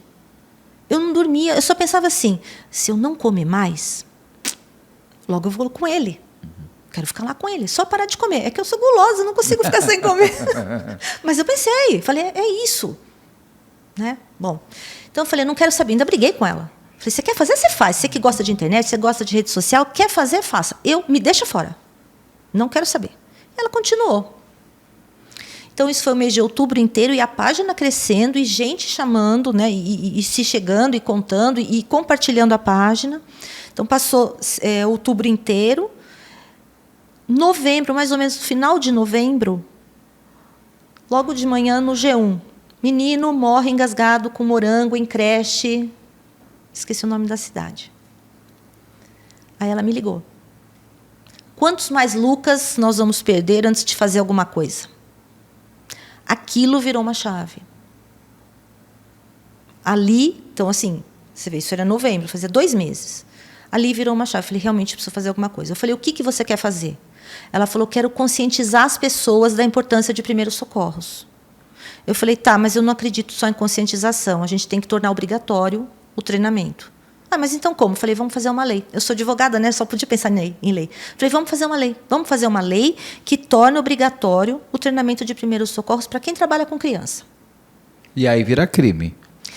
Eu acho é uma lei criminal essa? Não é uma lei criminal, mas você me chamou a atenção que pode, sim, ser um homicídio. Se você sabe que existe a lei e você não está fazendo os cursos, como muitos não estão fazendo, você está assumindo o risco. Pode dar dolo eventual. Você está assumindo o risco de produzir um resultado, sim, morte, lesão corporal. Então, mas a lei, como é que foi esse caminho? Então, aí procuramos Campinas. Aí ela falou, não, então vamos juntas. Tá. Mas uma lei municipal, uma lei estadual, começou federal municipal. Depois, a gente começou em Campinas. Encontrei um vereador, porque aí a rede social já estava daquele jeito, né? Então aí já me falaram que vereador, eu não era envolvida com isso. Hoje eu conheço muitos, mas não era envolvida na época. Me indicaram um vereador, fui lá, contei a história para ele, ele já sabia, porque Campinas foi muito falado, a mídia ficou muito em cima, teve muita notícia e causa comoção, né? Sim. Ele falou, não, vamos fazer a lei. Então nasceu a primeira lei Lucas, em Campinas. E Limeira, que é onde ele morreu, a vereadora também fez. A primeira lei Lucas sancionada foi em Limeira. Quer dizer, o Lucas morreu em Limeira e a primeira lei foi lá. Interessante, né? E essa lei é uma coisa assim, vamos pegando a história do Lucas. Uhum. Quem está dentro daquele ônibus, quem está na escola tem que ter feito o primeiro socorro. Uma parte, pelo menos uma parte desses funcionários tem que ter. Daí depende, tem município que colocou o corpo funcional inteiro, tem outros que pôs 1/3, tem outros que pôs metade. Mas aquelas pessoas que estariam no ônibus indo com o Lucas, todas têm que ter. Pelo menos uma tem que ir. Então, assim, se você só treinou gente, uma parte, e vai ter um passeio, alguém que treine tem que ir. Quem recebe a criança, a fazenda histórica, ela tem também que ter. Também tem, todos os locais onde tem criança. Então, a lei inclui... o professor e quem recebe. Exatamente. Escola, zoológico, creche, berçário, acampamento, colônia de férias, até... museu. Na verdade, até aquele espaçozinho que você vai num restaurante, não tem um espaçozinho para a criança brincar? Aquele monitor que fica ali, ele tem que estar treinado. Pela lei, ele tem que estar treinado. Tá? Aí você começou em Limeira, começou em Campinas, mas Limeira aí foi tudo junto. E aí nós pusemos na internet, olha, fizemos a lei Lucas em Campinas, tal, quer dizer, protocolamos um projeto. Aquilo espalhou de um jeito... Isso ainda em 2017? Isso em novembro, comecinho de dezembro de 2017. Ia ter o recesso, seu filho, né? Tinha morrido fazia 2 meses. Por isso que eu te falo, eu guardei a dor no bolso e fui cuidar de outra dor, entende? Por isso que o luto cobrou o preço lá na frente. Sim. Eu me distraí daquilo, porque a minha vida mudou completamente. Eu saía o dia inteiro, porque a gente pegava o carro, a pastinha com a lei e começou a visitar as cidades em volta. Então, nós fomos em Valinhos, em Vinhedo, Sumaré, Hortolândia, tudo que era cidade em volta, nós fomos levando. Exatamente. E o pessoal, todo mundo queria fazer a lei. Era já fim de ano, então já queriam protocolar para a lei ser votada logo que voltasse do recesso. E nas redes sociais, as pessoas começaram a marcar os vereadores das cidades delas. Então, eu mandava por e-mail, mandava por WhatsApp, eu mandava o corpo da lei para todo mundo. Beto, é incrível, né? Em janeiro, tinha mais de 500 leis protocoladas nos municípios. Nós começamos em comecinho de dezembro. Em janeiro, já tinham protocolado mais de 500. E 13 estados já estava como lei estadual também. Aí, falei, mas a gente precisa chegar na federal. São Paulo já estava também dentro desses 13. São Paulo foi só agora, viu? São Paulo demorou. São Paulo foi sancionada esse ano. A lei estadual. A lei estadual, na verdade, já foi sancionada logo depois foi em 2018. A lei federal, que inclusive recebe o nome dele e tudo. Na verdade... Mas daí você estava ainda em estados e tudo mais. E aí, vem aqui dar uma palestra, eu ia. Vem aqui falar não sei o quê, eu ia. Fui em tanta escola, eu e minha irmã, dar palestra, eu falava da lei, falava da história, ela falava dos primeiros socorros, ensinava a manobra. Nossa, a gente caminhou muito. E um dia um deputado me liga. Alessandra, deputado fulano, eu vi a história do seu filho, da lei, vamos fazer a lei aqui na Câmara. Deixa eu perguntar uma coisa aqui. A irmã dela poderia entrar por Zoom. Dá para mandar o Zoom para ela mostrar essa manobra? Oi, Andréia, tudo bem? Você está me ouvindo? Tô ouvindo sim, Beto. Tudo bem? E você? Tudo Oi, bem? Ale. Tá vendo a gente aqui? A sua irmã me contou, inclusive, que você trabalha com primeiros socorros e tudo mais, e você viu um sobrinho partindo exatamente pela ausência. Ela me falou que você sabe mostrar as manobras. Eu queria aproveitar aqui o canal para as pessoas poderem, claro, não é assim que se ensina, mas pelo menos a pessoa ter alguma forma de poder visualizar como que é uma manobra que o Lucas deveria ter tido naquele momento. Tá. Então, assim, Beto, Lucas como uma criança, né? Porque existem tipos de manobras de desengasgo. Então, são as manobras para bebê, adulto e criança. Então, a de bebê é totalmente diferente de adulto e criança. E a manobra de criança e adulto é a mesmíssima manobra. A diferença é que quando a criança, a gente abaixa na altura dela para poder fazer. Mas existe também a manobra de cadeirante, que seria o caso, então, do Lucas, manobra de gestante, manobra de obeso também. Então, tem algumas diferenças, são poucas diferenças, mas existem. No caso do Lucas, por exemplo, como ele era cadeirante, ele jamais poderia ter sido tirado da cadeira enquanto ainda estivesse engasgado, né? Então, ele sentadinho na cadeira. Por que a gente fala que ele não poderia ter sido tirado da cadeira? Porque a gente tem a manobra de bebê, e a partir do momento que a criança já anda, já é a manobra de criança. Então, quando a criança já, mesmo que ela tenha sozinha, a manobra já é a gente agachando atrás dela. O cadeirante a gente faz na cadeira, porque a perna dele é a cadeira, né? Ele não se sustenta sozinho.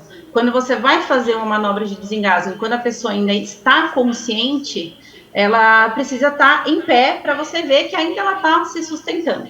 Então, no caso do Lucas, alguém teria que chegar por trás da cadeira e fazer a manobra nele. O que acontece muito, Beto, é as pessoas não saberem exatamente aonde fazer a manobra. Porque tem certo para você fazer a compressão abdominal. Sim. Se você faz muito em cima, se você faz muito embaixo, também ela não dá certo, né? Então, tem gente que faz a manobra de bebê, fala, eu sabia fazer, fiz e não desengasgou. Provavelmente é porque alguma parte anatômica ali não estava certinho para poder fazer esse fluxo de ar voltar, né, da parte abdominal para a boca para promover o desengasgo. Tudo depende, Beto, do nosso umbigo. Não sei se dá para ver aqui o umbigo. Tá, tem um umbigo aqui. Do boneco, né? Então, essa relação de umbigo serve para todo mundo. Criança, a partir de criança e adulto, a gente já se baseia pelo umbigo, tá? Que a gente fecha a mão assim e encosta essa parte aqui do dedinho no umbigo. Encosta no umbigo e aí a gente vira a mão para cima. Aonde o dedão encostar é onde a gente vai fazer a manobra. Que não deixa eu fazer aqui com você. Você pôs aqui no umbigo, aí eu faço isso daqui. Isso, mas não sobe tanto a mão, senão você vai muito pro externo, Beto. É um pouquinho mais para baixo. Levanta. No umbigo, fiz isso. Isso. Aí você põe a mão para cima. Aonde o seu dedão encostar, aperta aí. Tá vendo? É o seu diafragma. É o seu diafragma. Tá. Esse tamanho entre o dedão aqui virou é o diafragma das pessoas, geralmente. Isso, exatamente. E é aqui que você pega por trás e faz aquele negócio? Aí você vai pegar a pessoa por trás. Põe grande, Saulo. Para eu também poder me ver aqui, que eu não tô me vendo. Então, eu coloquei no umbigo, né? Pus a minha mão para cima. Com a minha outra mão, Beto, eu vou abraçar essa mão aqui, tá? E vou fazer um movimento rápido, que a gente fala, de letra J. Ó, para cima e para baixo. Assim. Sim. Tá. Só que fazendo o quê? Um impacto nessa pessoa. Você apoiando ela com o seu corpo. Não adianta também você ficar longe da pessoa. Porque o que vai fazer esse ar vir de dentro para fora é a pressão do corpo dela no seu. Então você vai fazer isso aqui, ó. Tá dando pra ver, ó? Ótimo. É isso daqui. Então, se você tiver muito para cima no externo, você não consegue fazer. É aqui mesmo. É exatamente essa junção da costela aqui, né? É aqui, ó. É no diafragma. Tá vendo? É bem aqui. Tá. Então, se eu fizer muito para baixo, o ar não vai vir com força, e se eu fizer para cima não adianta nada, porque eu já estou aonde? Aonde eu faço a massagem cardíaca. Então, no caso do Lucas, o que teriam que ter feito? Ele na cadeira, abraça por trás ele e a cadeira. Por quê? Porque a pessoa que é cadeirante mesmo, Beto, a cadeira é feita para ela. Então, as costas da cadeira são as costas dela. Exatamente. Então, você consegue abraçar, né? Então, no caso do Lucas, como que o Lucas foi encontrado quando o socorro médico chegou? Ele encontrava-se inconsciente no colo de uma professora. Se o Lucas tivesse recebido primeiros socorros, ele teria que ser encontrado como? A vítima encontrava-se em decúbito dorsal, porque o Lucas já teve parada, né? Então ele deveria estar recebendo massagem cardíaca para que o socorro médico chegou. Sim. E nunca inconsciente no colo de uma professora, né? A manobra, Beto, ela funciona em 98% dos casos. Ela funciona, né? Eu já vi isso acontecendo na minha frente. Eu fiquei impressionado. Foi para longe. Eu já desengasguei antes do Lucas, eu desengasguei 2 crianças dentro do supermercado com MM, né? Então, assim, é muito fácil de fazer, você não precisa de equipamento nenhum, você só precisa da sua mão e de conhecimento, né? E ela funciona muito. E engraçado é que a gente tem um dado que ela funciona na terceira vez que a gente faz. E eu sempre falo nos treinamentos, por que é na terceira vez? Porque a pessoa sempre começa com medo. Então, ela começa devagarzinho, até que ela põe a força certa e faz o desengasgo. É o J, né? Muito boa essa história. Porque a gente faz a manobra, Beto, até a pessoa expelir o que está causando o engasgo, ou até ela entrar, perder a consciência. A partir do momento que ela perde a consciência, a gente esquece engasgo e vai começar a massagear. Por quê? Porque primeiros socorros a gente fala que é redução de dano. Se ela já entrou em parada cardiorrespiratória, a gente precisa deixar esse coração batendo e ela ventilando, mesmo que seja artificial, e esquece engasgo.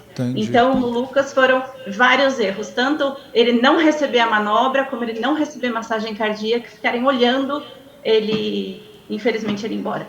Então, no caso dele era... Para ser rapidamente um bebê, eu vi no Instagram que param no bombeiro e põe o bebê para baixo, ele cospe uma moeda. Como é? Bebê dá para falar rápido, como é? Dá para falar rápido. O bebê, Beto, é a mesma coisa, só que a gente não precisa colocar o bebê atrás da gente e fazer isso. É muita força para a gente poder fazer no bebê. Então a gente não precisa, depois pode causar pneumotórax, um monte de coisa que na verdade ele não está acontecendo nada com ele ainda, é só o engasgo, né?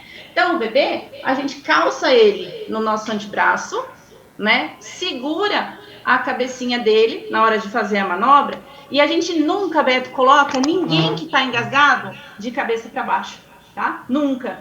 Por quê? Porque a hora que a gente coloca de cabeça para baixo, a pessoa, o bebê, pode vomitar. Ele tá com a via aérea trancada. Ele vomita e depois ele aspira. E ainda Nossa, então aquilo que está na internet está tudo errado, aquele bombeiro fazendo. Tudo errado.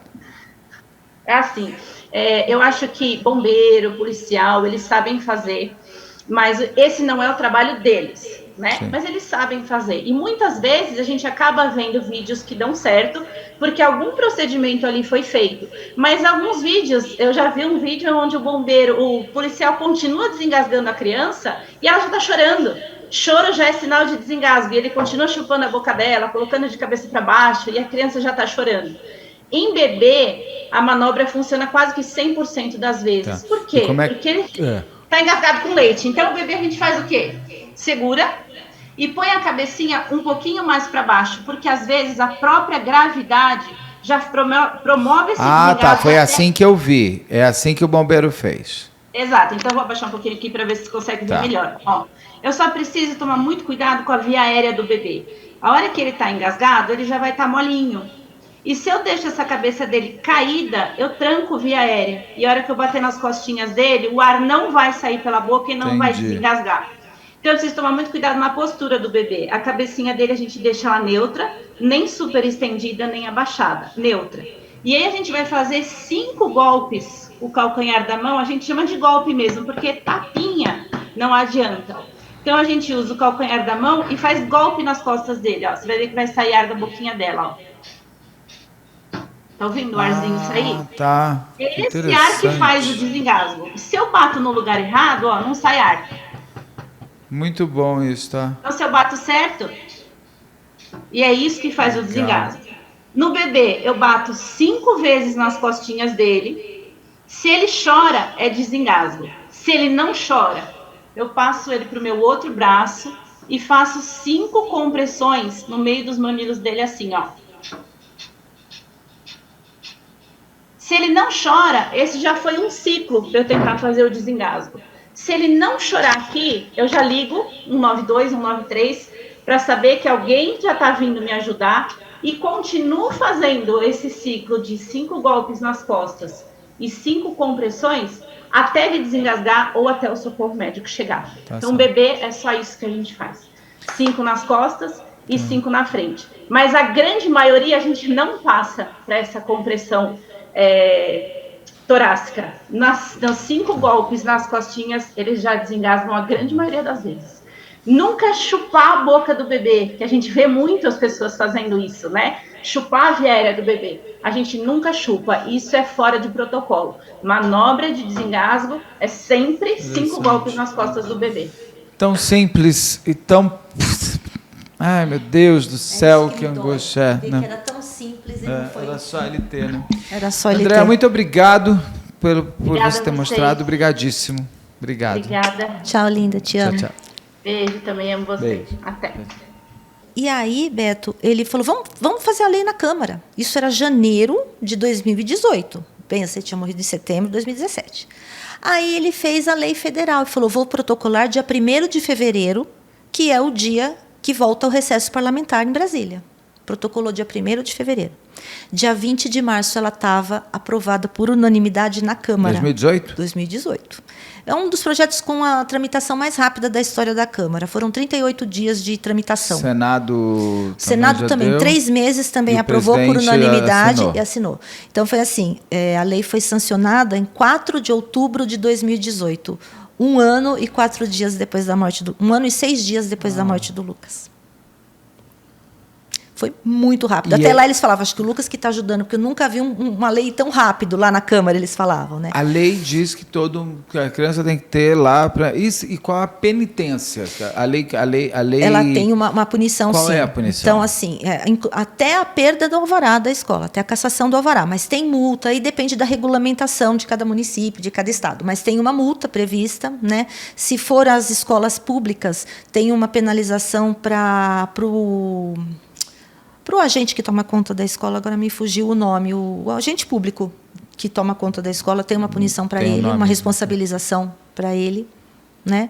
E as escolas privadas tem lá, tem uma advertência, tem a multa e o mais grave é a cassação do alvará de funcionamento. E as estaduais, municipais, as escolas também têm que ter? Tem que ter, todas. São todas as escolas, todos os estabelecimentos que tenham criança, tanto relacionado à educação quanto à recreação, tem que ter o treinamento de parte dos funcionários.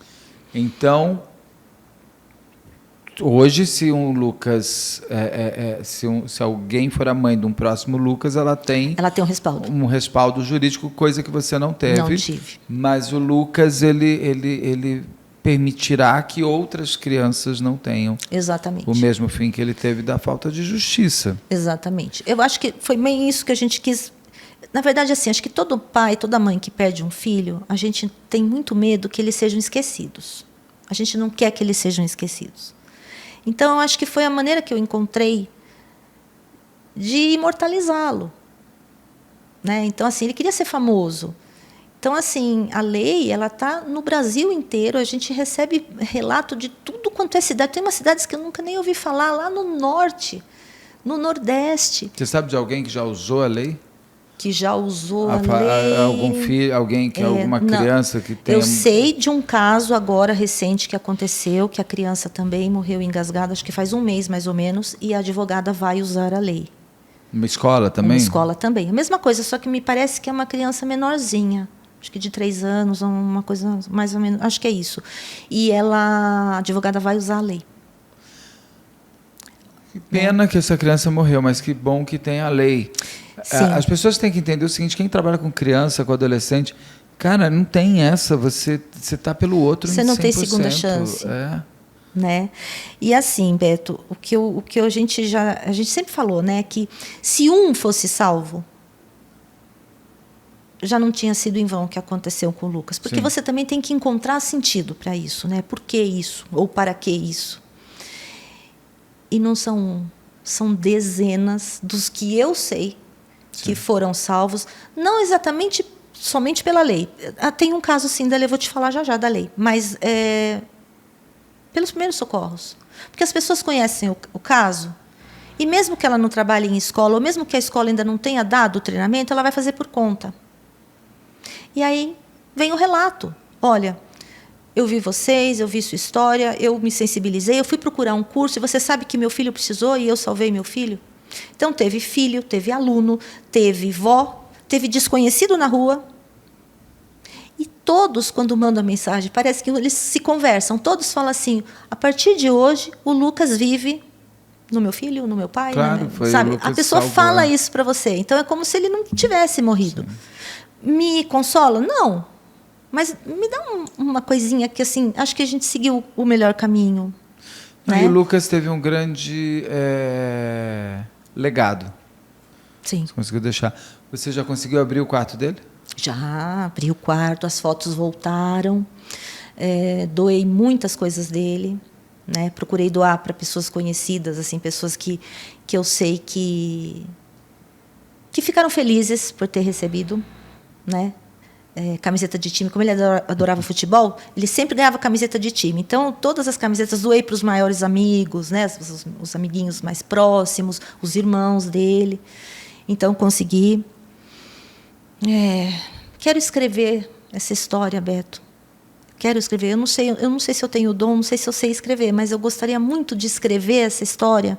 Não para publicar, não é por isso, mas porque eu tenho muita coisa que eu quero compartilhar. Se você deixar, eu fico aqui até a noite conversando, contando as histórias, porque são muitas histórias. Então, acho que se eu conseguisse escrever, mas ainda não consigo. Ainda dói, sabe? Você faz terapia? Desde o começo, terapia de luto, principalmente, me ajudou muito. Grupos de terapia me ajudam muito, né? Então, eu faço psiquiatra também, eu tomo medicação, sim, foi necessário entrar. O quarto dele hoje é o quê? É o escritório que a gente trabalha. Não tem mais assim cama? Você conseguiu se permitir que o próprio lugar tivesse uma nova função? Uma nova função. Inclusive, a lei eu fiz nesse quarto. Né? Eu trabalhei nesse quarto para espalhar essa lei e tudo mais. Então, assim, eu fiquei com alguns objetos, né? Porque são lembranças, lógico. Mas, então, hoje está lá. Tá, eu acho que era o que era possível fazer. O Lucas está gostando do legado que ele deixou? Você acha? Eu espero que ele esteja muito orgulhoso, sabe? Eu fico imaginando que, assim, todo mundo falava para mim que ele falava assim, vai, mamãe, que a gente fala, vai, Lucas, né? Ele falava, vai, mamãe, vai, Dindinha, que ele falava isso. Eu gosto de pensar que cada vida salva, cada história dessa é uma luzinha para ele lá, sabe? Sim. Quando você encontrar com ele, o que você vai falar para ele? O que você vai fazer? Finalmente. Até que enfim. E agora não separo mais. Tá certo. Alessandra, parabéns pela sua história. Que bom que o Lucas teve a mãe que ele teve. Que bom que você teve o filho que você teve. Que bom pela sociedade toda. Eu agradeço de você ter conseguido passar, porque não é... Deve ser muito difícil. Eu não sei te dizer. É uma dor que eu não sinto, eu não sei, eu só posso imaginar, mas deve ser algo que não se cala nunca, né? Todo dia é um reencontro. Eu fiz questão de dar essa entrevista para você quando você me chamou. Fiquei muito honrada, porque você é uma pessoa muito humana com as mães. Me comove ver o jeito como você trata quem senta aqui. Muito obrigado. Sabe? Obrigado. E, assim, eu já dei muita entrevista em muitos locais, mas eu nunca contei o que eu contei aqui. Esses detalhes, de verdade. Eu só contei para você. Porque eu confio em você, eu sei que você, o seu público são pessoas especiais, não é qualquer coisa. Então, assim, eu agradeço pela oportunidade. Eu acho que o Lucas deve estar muito feliz, né? Da maneira que é possível. Né? Hoje ele teria 16 anos. E, assim, agora eu entendo, o meu psicólogo falava assim, você vai ser uma velhinha de 90 e o Lucas vai continuar o menininho de 10. Então, é difícil para mim pensar ele com 16 anos. Às vezes eu penso, como seria a voz? Será que ele estaria com espinha? A barba, né? Será que ele ainda vai querer ser jornalista? Será que ele ainda ia achar que eu era a vida dele? Já estava naquela fase aborrecente, exatamente. Que quer se libertar do pai e da mãe. Eu só penso no menininho de 10. Porque 10 anos ainda é muito criança, né, Beto? Ainda precisa muito, Sim. Independente da deficiência. Claro que com a deficiência é um pouco mais dependente ainda, por mais que a gente solte. Mas 10 anos ainda é muito criança, mundo tem sua né? deficiência. Eu falo assim, ele tinha uma deficiência visual. Que você olhava e sabia o que era. Tem pessoas que têm deficiências internas que a gente não sabe, que tem tudo para fazer de tudo e não faz. E Beto, essas são as suas deficiências. Me falaram uma vez que suas autolimitações. A deficiência de caráter não tem fisioterapia. Bom, aí não é não deficiência, tem reabilitação. Né? Aí não é uma deficiência. Deficiência pois é algo que você, né, você vai ter. Aí é um desvio, aí é um defeito. É um defeito. É um defeito. Te dou um abraço, muito obrigado. Obrigada eu, viu?